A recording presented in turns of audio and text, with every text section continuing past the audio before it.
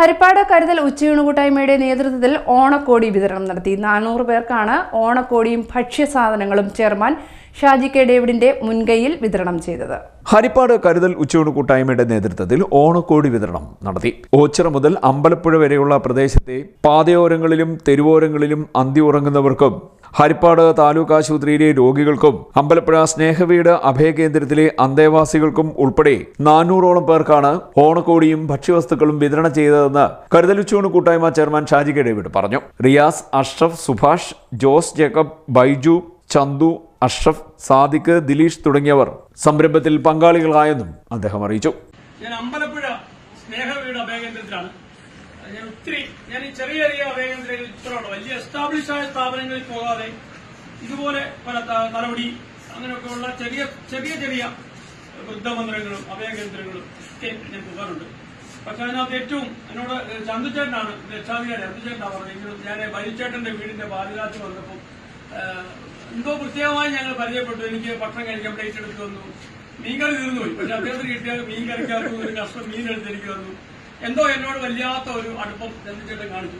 അപ്പൊ ചന്ദ്രചേട്ടൻ എന്റെ കാര്യങ്ങൾ മനസ്സിലാക്കിയിട്ട് പറഞ്ഞു, ഞങ്ങളുടെ അടുത്ത് ഞാൻ രക്ഷാധികാരിയായ ഒരു സ്നേഹവീടുണ്ട്. ഞാൻ പറഞ്ഞു അടുത്ത ദിവസം ഞാൻ വരും. ഒരുപാടൊന്നും വന്നില്ല. ഇവർക്കെല്ലാം ഒരു കൈലിയും ഒരു ദിവസത്തേക്കുള്ള പലർക്കും വൈകിട്ടത്തെ ഭക്ഷണമൊക്കെ നേരിട്ടുകൊണ്ടാണ് ഞങ്ങളിവിടെ വന്നത്. പക്ഷെ എനിക്ക് വളരെ ഇദ്ദേഹം വേണുഗോപാൽ കൈമൾ വലിയ അപ്പൊ എന്റെ കൂടെ അഷ്റഫ് പറഞ്ഞു നങ്ങിയാമങ്ങര വോളിബോൾ മത്സരത്തിന് അദ്ദേഹം വന്നിട്ടുണ്ട്. അദ്ദേഹം പങ്കെടുക്കാത്ത മത്സരങ്ങളില്ലേ പ്രദേശങ്ങളിൽ പട്ടാളത്തിൽ ജോലി കിട്ടിയിട്ടും ഈ വോളിബോൾ പ്രാദേശികമായ വോളിബോളിനോടുള്ള ഒരു പ്രണയം, അതിന്റെ ആ ജോലി നഷ്ടപ്പെടുത്തി അദ്ദേഹം വന്നു. അദ്ദേഹം ഇവിടുത്തെ അമ്പലപ്പുഴയ്ക്ക് കിഴക്ക് കരുമാടി ഉള്ളതാണ്.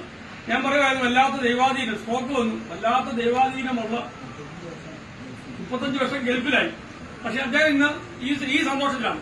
ഞാൻ എപ്പോഴും പറയും ഇതൊരു അനാഥ മന്ദിരമല്ല, ഇതൊരു അഗതി മന്ദിരമല്ല. ഇത് ഒരു ഇങ്ങനെയുള്ള സ്ഥലങ്ങളിൽ എനിക്ക് കൂടാൻ തോന്നും. ചില കാലഘട്ടങ്ങളിലൊക്കെ വലിയ വലിയ JP മാധവനെ പോലെ ഗാന്ധി ഭവനിലൊക്കെ ഒത്തിരി പേർ അങ്ങനെയുള്ള വളരെ പ്രമുഖർ അവസാന ഘട്ടങ്ങളിൽ സന്തോഷം കണ്ടെത്തിയ സ്ഥലമാണ് ഇത്. ഒരിക്കലും ഇതിൽ അഗതി മന്ദിരമല്ല, ഇതൊരു സന്തോഷം.